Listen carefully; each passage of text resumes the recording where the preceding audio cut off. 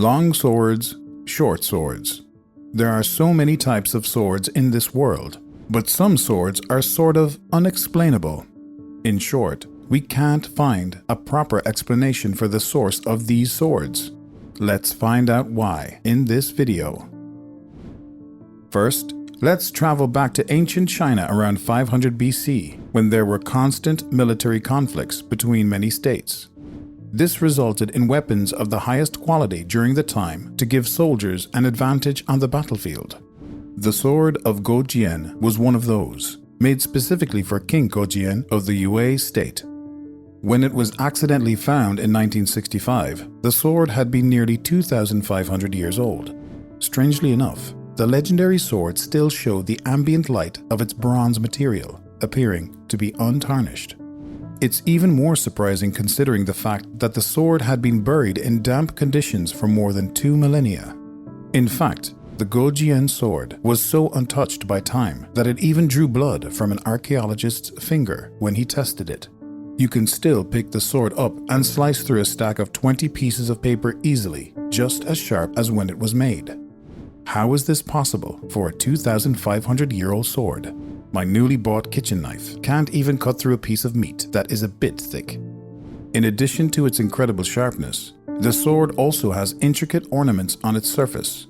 Look at the details on this ancient sword. Unbelievable.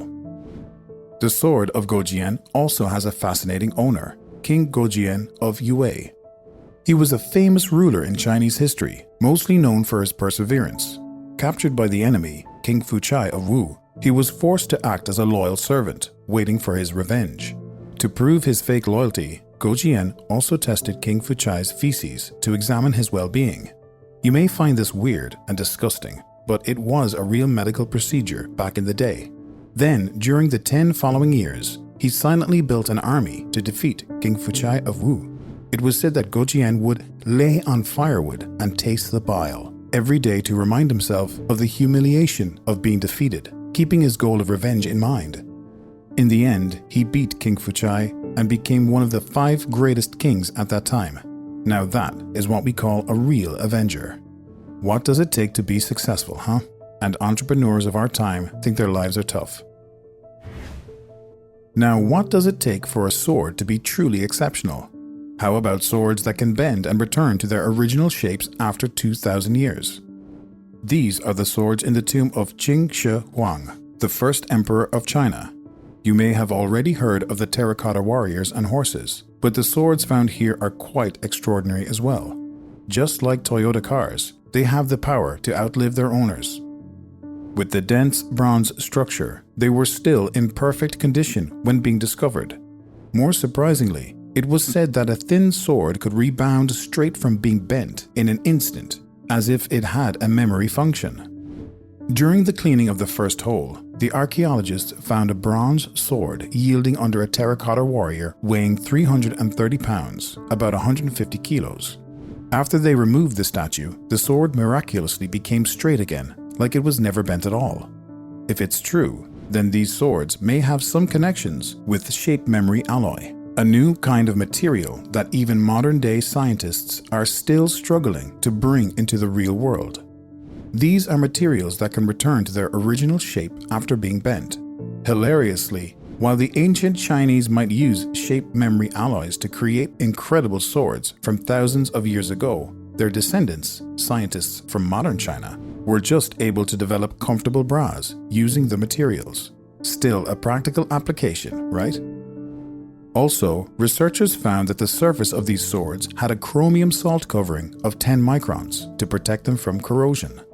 This chromate conversion coating technology, CCC, only appeared in developed countries like Germany or the United States in the last century. So how could the ancient Chinese possess technology that was 2,000 years ahead of the world? Magic. Have you ever heard about the famous Excalibur, the sword in the stone of King Arthur? If you think that Excalibur is just some sword of imagination, I'm afraid you'll have to think twice. In Tuscany, Italy, there is a similar sword with an owner just as interesting. It's called the Sword of Saint Galgano Guidotti, and yes, it pierces straight into the rock like a piece of cake. Legend has it that Galgano Godati was an infamous knight in the 12th century because of his violence and arrogance. One day, the Archangel Michael appeared before Galgano and guided him to change his life. Then Galgano decided to leave his family and become a hermit. But he was still challenged and asked by the gods to renounce his worldly desires. Galgano objected that it would be as difficult as splitting a rock. To prove his point, he struck the rock nearby with his sword. Much to his surprise, it yielded like butter. Inspired by this miracle, Galgano continued to be a hermit and kept going on his spiritual cultivation. Eventually, he became a saint and was worshipped by many people. And that's why we have the sword of Saint Galgano, a symbol for enlightenment. It's now protected by plexiglass due to the various attempts to remove it by visitors. Scientists are still baffled by the fact that this sword was examined to be truly from the 12th century, matching the time of the story. In the chapel of Montesiepi that was built around the sword, there were also 2 mummified hands, said to be from the people who recklessly tried to remove the sword and got both hands ripped off. Carbon dating confirmed that these hands were also from the 12th century, making the legend even more like a true story. How is this possible? Magic, again. I don't want to get my hands ripped off, but if there's a chance, maybe I'll try to touch that sword just a little bit.